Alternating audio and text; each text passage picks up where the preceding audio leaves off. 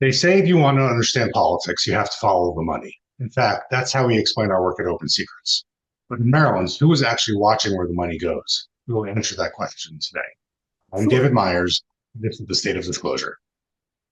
Today, I'm speaking with Allen Norfleet, who is Director of Candidacy and Campaign Finance at the Maryland Board of Elections, and responsible for oversight of elections in the state. Allen, thank you for joining me today. Glad to be here. Great. Well, let's dive in. So, as Director of Candidacy and Campaign Finance, tell us what you do. A lot of different things, but obviously the main one is disclosure. All the funds that come into Maryland, outside, inside, we want a track of those with regular filed reports. Obviously, you file more frequently closer to the election, so it's just disclosure. My office also delves into pay to play reporting. So the flow from businesses and special interest groups that lobby the General Assembly, those that have contracts with the state are also included in that reporting.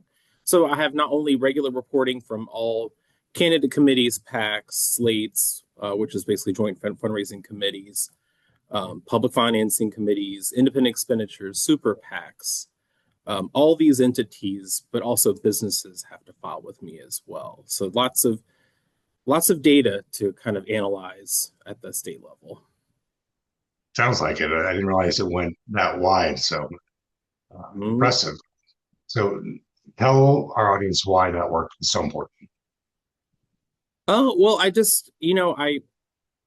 think that everything, like all the flow of money within the state should be available.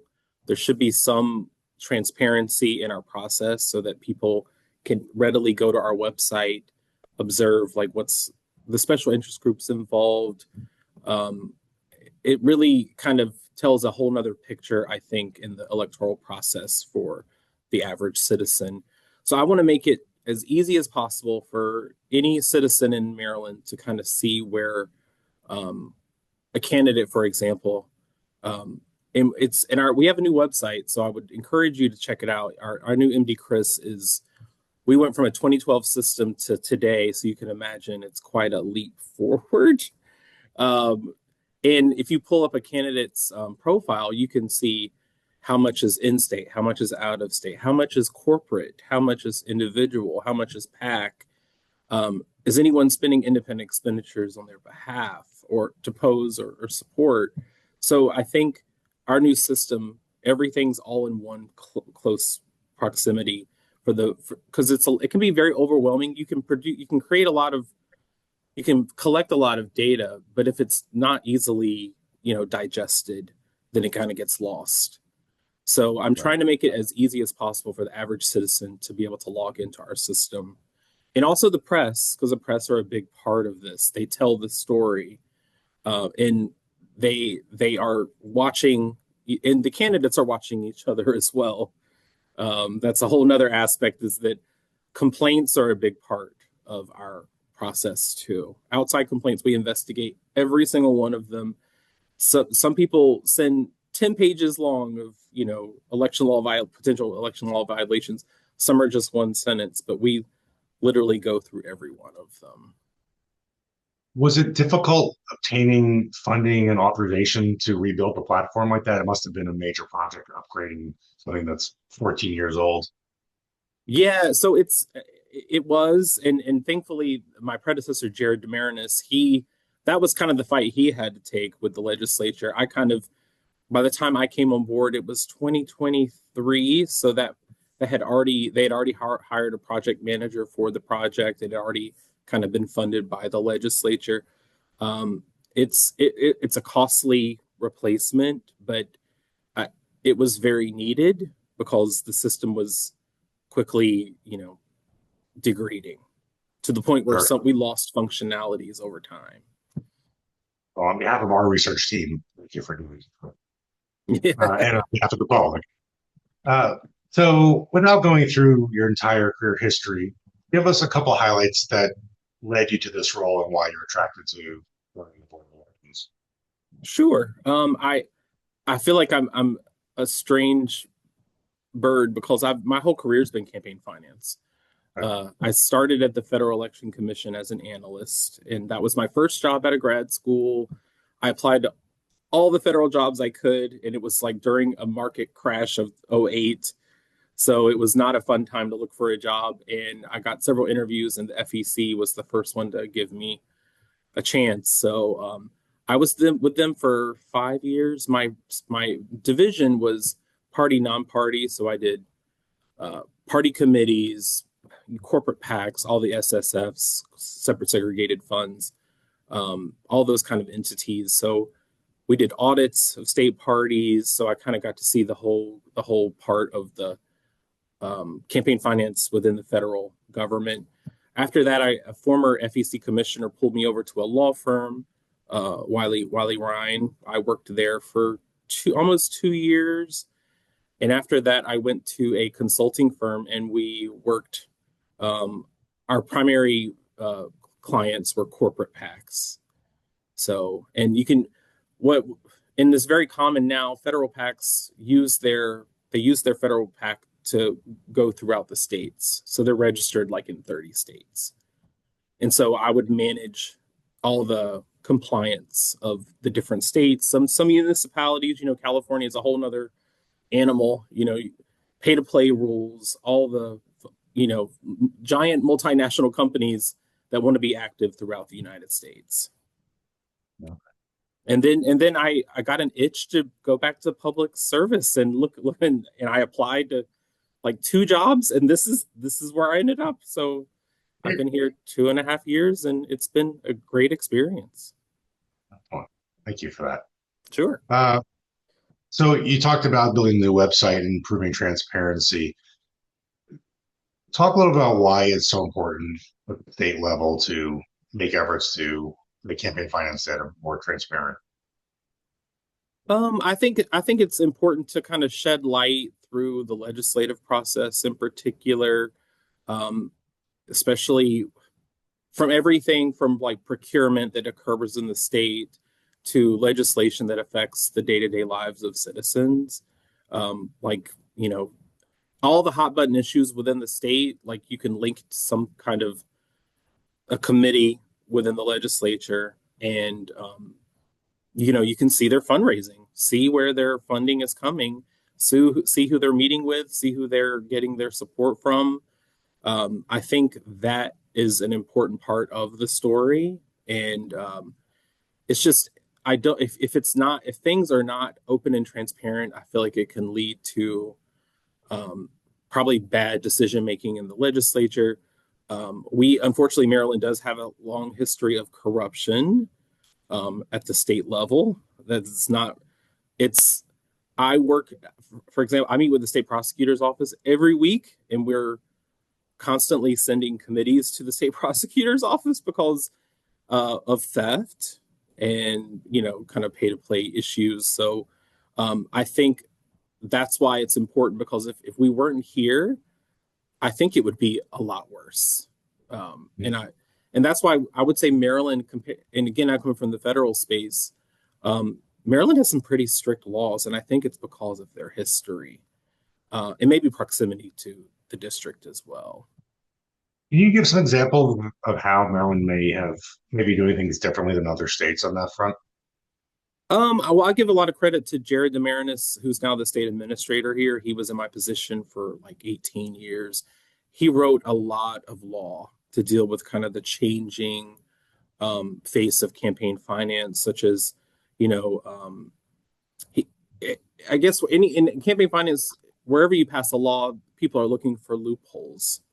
So, like, we don't have the LLC loophole that other states have. We're very vigilant about capturing money from the outside, where other states don't. There's no reporting requirements. So, like, even federal PACs that make contributions in Maryland, a lot of states you don't have to report anything. But we have entities like participating organizations where they do have reporting requirements, and every time they spend $10,000, they have to file a 48-hour report within 48 hours. So, like, there's a lot of quick kind of reporting after activity has happened. Our independent expenditure and super PAC reporting is also very stringent. We have 48-hour reports for every $10,000 there as well. And the fines can be substantial. Like we have, I mean, we've definitely had in the millions. So I think it makes outside interests pause before they start getting into Maryland. And I think it also leads to a lot of these outside entities, they have to professionalize or they can get into trouble very quickly. You know, we've seen some examples of legislative efforts in Maine and Montana to change the rules around independent expenditures. Is there anything like that happening in Maryland that you're aware of? Well, we already have really, really strict laws about independent expenditures, and you can get into some substantial fines very quickly with independent expenditures. So I think we're ahead of a lot of states in that area. I know there's some concern. I think there's some pending legislation about like international companies and their ability to spend within our system. So there's always looking out for the next kind of issue. So that's probably one of them, but we haven't had any legislation passed on that. So I don't think there's any in independent expenditures, any particular new legislation that's coming on board. Okay. Uh, we talked a little bit about comparison to other states. Are there things you've learned from other states that you've adopted in Maryland, either you personally or your predecessor? Any best Um, practices? yeah, well, again, we're a lot different from a lot of other states. Like you can't raise or spend one penny without opening a bank account. I know a lot of states have thresholds before you register. We uh a lot of and this is my experience, a lot of states when their election cycle is done, they just kind of close their previous cycle out. Our committees stay with us for a long time. They stay through the life of a candidate. So, and it's a robust exit out. Like we do a deep dive of auditing committees. I, from my experience, the other states, I don't think they have as robust auditing as we do. So we issue a lot of civil penalties. We ask a lot for additional clarification on reporting. So there's a lot of follow up, a lot of auditing, a lot of bank reconciliations, a lot of referrals to the state prosecutor. So I think we're compared to my previous state in Virginia. Virginia is very lax compared to, no offense to my friends in Virginia in the Commonwealth, but our laws are definitely more robust, and their disclosure system is very it's a struggle, and I think they are dependent on a nonprofit to really disclose their data. So um, I don't think we're quite California. California, you know, has very stringent laws and um, in all aspects of campaign finance, and they also issue a lot of penalties. New York, I would say like California, New York, and then we're right under them, probably, I would say. It sounds like with all the enforcement activity, you're a lot busier than the FEC is these days, since they don't even have a quorum to get anything done. Yeah, I did see they had some pending for vote, so I hope they can get back to quorum. Right. You mentioned before about the history of some corruption issues in Maryland. I'm curious if there's at least misconceptions about that continuing today. So I guess my question is, what would you say are the most common misconceptions of how the real money plays in Maryland elections, if there are any? Yeah, well, I think a big, and I was just speaking to a journalism class on Monday about this, but Maryland's it's kind of become, it has been it's a one party state. It's not very competitive, and I think that leads to, you know, primaries are our main election. Generals are less substantial, less consequential. So a lot of candidates raise a lot of money, and then they win a primary, and then they don't really need it for the general. So I think there's just the money is there, and I think idle hands lead to the devil's work. So I think that's where like per again, people using it for personal expenses and hiding the expenses. I don't have subpoena power, but other agencies do, so I can, you know, I refer for subpoenaing records. Um, it's I think it's somewhat historical for us. We had, gosh, remind me, Nixon's vice president that was from Maryland. Do you remember his name? Gosh, No, I'm blanking now. yeah. So Nixon's vice president was from Maryland, and he started as county executive in Baltimore County, but he had pay to play like all the way through when he was governor, awarded contracts to all his friends. So we have that history with us, and that's why we have these additional reporting. But it's still like a remnant of our past, I think. And maybe this is a regional Northeast kind of thing as well, Right. where moneyed influences have found a way to kind of like have control over our political. I mean, obviously, this it's not like that now, but I'm saying like maybe it's leading to um, this remnant of corruption. And I think a lot of it has to do with not following best practices, where there Mhm. should be separation of duties. It's something I obviously preach to my candidate committees and PACs, but that doesn't mean they're going to follow. Right. So, and that's why enforcement. My hope is that when we go after cases of theft, that will kind of sound the alarm that Maryland is on it.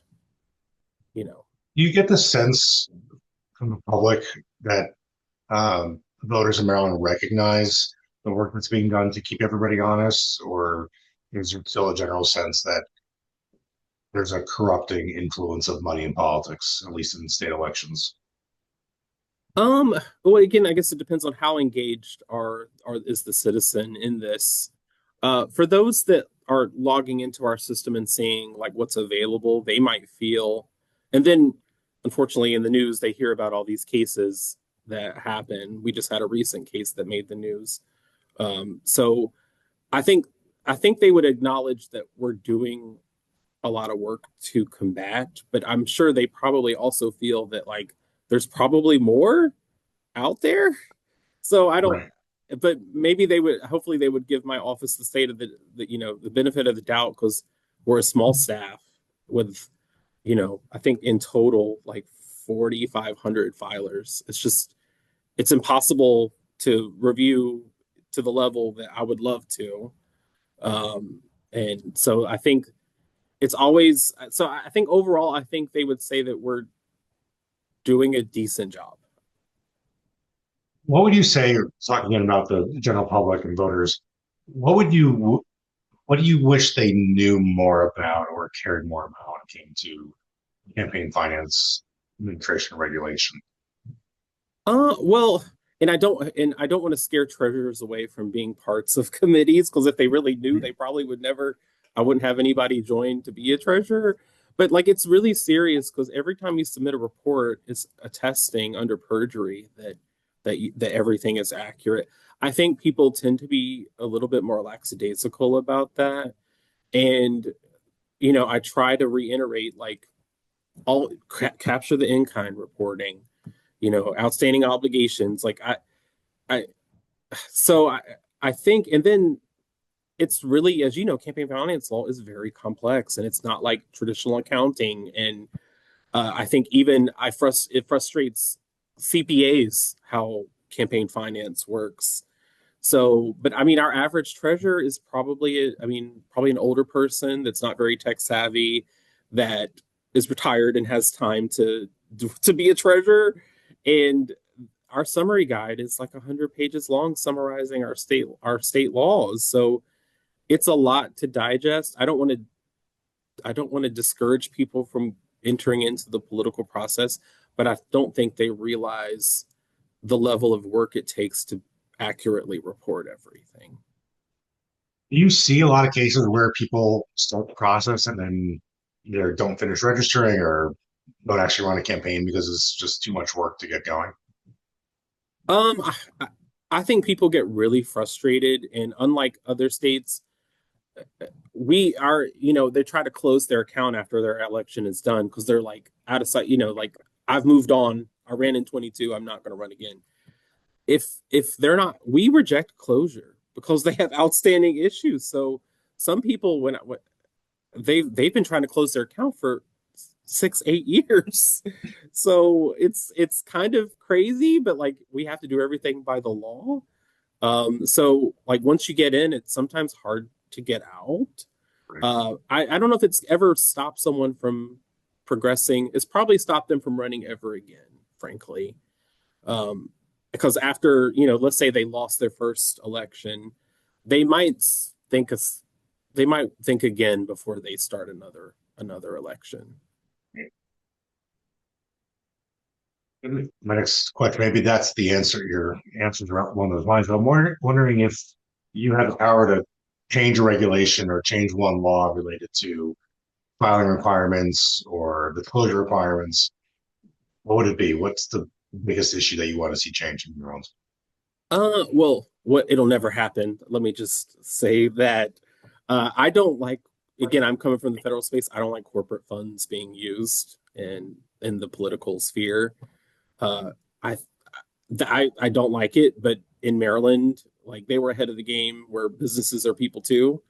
So some candidates get a lot of their money from corporate interests, not so much from individuals, and I think that is not great for our political sphere. So, I, again, not happening. But at the same time, our limits have been 6,000 per cycle for years. I was in favor of indexing our our limits like a lot of states and the FEC. I don't think it's going to happen. So that was another. So I'm like, at the same time, about restrictions, but also accommodating that 6,000 doesn't go as far as it used to per person.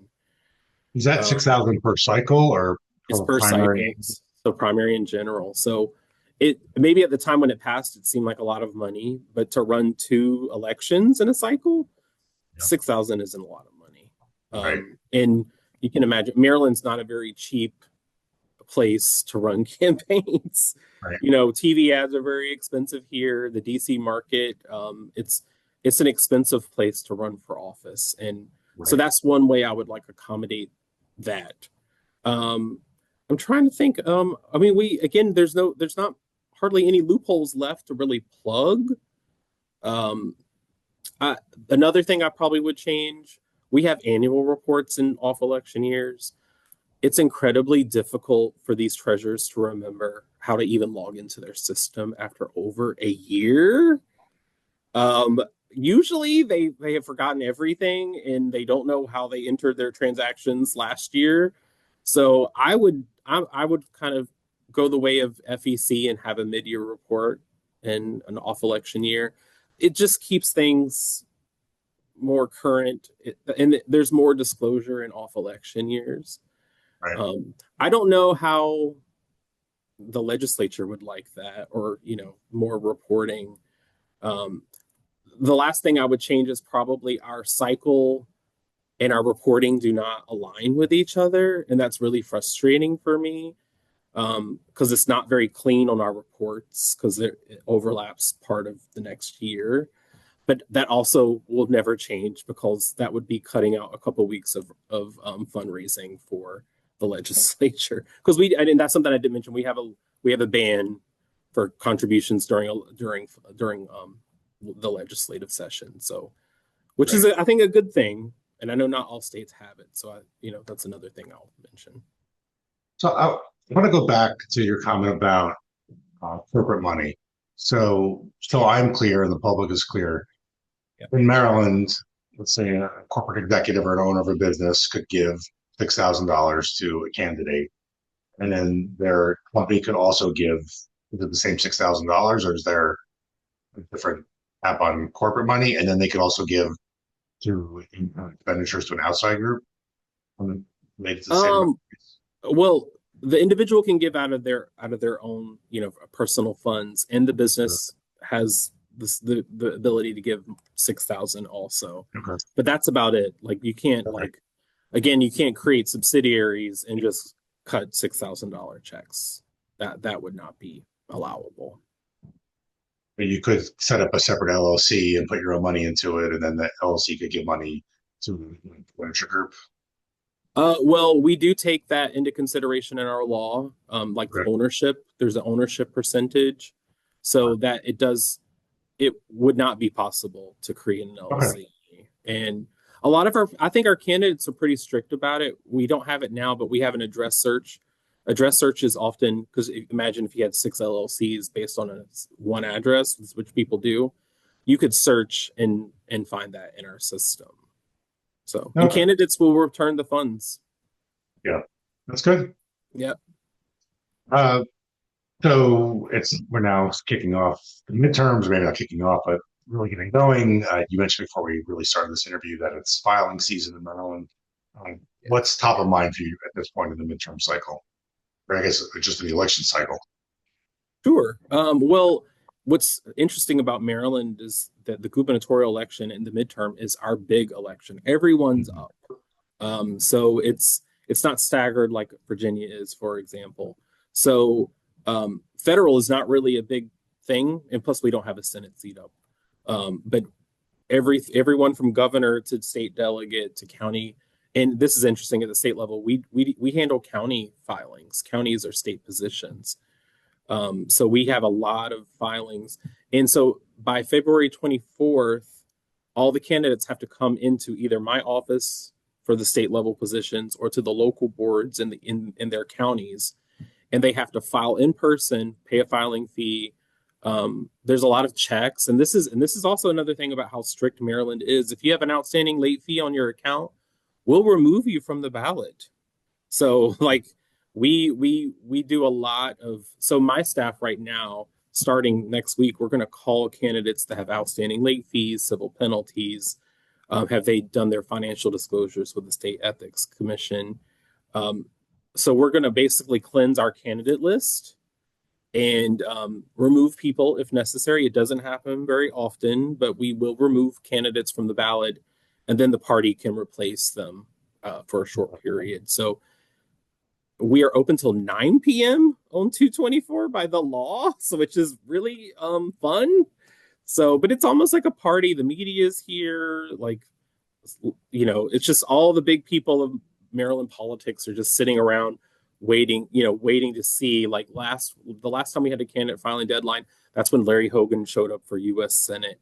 No appointment, just showed up and surprised us all. So you never know who's going to show up. I mean, Larry Hogan's announced he's not running for anything, but it's always interesting. It's and it's interesting candidates, the candidates that come in and they're like they want to run the state and they're super excited, and but then they see all the paperwork they have to do. So all the reporters are camped out waiting for Cal Ripken to roll up and announce he's running Yeah, for governor this year or something. exactly. That's what everybody's waiting for. So I think we filed in my office like over 400 candidates. So we've been busy. To close out, let's look a little bit towards the future. Uh, how do you envision process changing down the road? We can say by 2050 or just in general. Like, do you think there's going to be significant change to how candidates raise and spend money and how disclosures work? Um, I, that's a good question. I think we'll probably still be plugging holes as they occur. I was thinking more from the state board with new technology. I think AI, that's what everybody's talking about. AI could help us be an auditing tool, I think, for reporting. Because again, small staff, AI might be a tool to kind of beef up our internal audit process. I mean, I was at a conference in Atlanta in December. Montana's trying AI chatbots to help people answer questions about candidacy and campaign finance. Like this might be the norm, with in the for the future to kind of, and it could be a great tool. It's always scary to try new technologies because AI can be wrong, and we don't want to produce wrong information. Right. But it also like imagine if we had a chat bot that worked 24 hours a day answering basic questions about campaign finance. That could really help supplement my very small staff. That our call volume is insane in our meetings, and we love it, but it's just it's not a 9 to 5 job at all. So you really have to love it to do it. So, um, but I guess like there's always probably work to be done on disclosures. I would say TV ads. More, I could see where we probably would make the reporting for 48-hour reports more robust. TV ads, radio ads, those kind of things, disclosures. There's always the talk about adding additional. I think California already does this, but when you put your like authority line on a TV ad, you have to show the top donors of your campaign, which I think I would like that probably in Maryland to show another level because just think that the citizen doesn't have to see who's their special interest group. So like that's something I probably would like in the future if the legislature would allow. So those are kind of the things that kind of come to mind. Thank you. Sure. I'd like to thank Allen Norfleet for joining us today and talking about elections in Maryland. It's been incredibly informative, and hopefully for our audience as well. For those who want to learn more, please visit OpenSecrets.org, where you can learn about how campaign finance works or dive deep into the data. Thanks, and have a great day.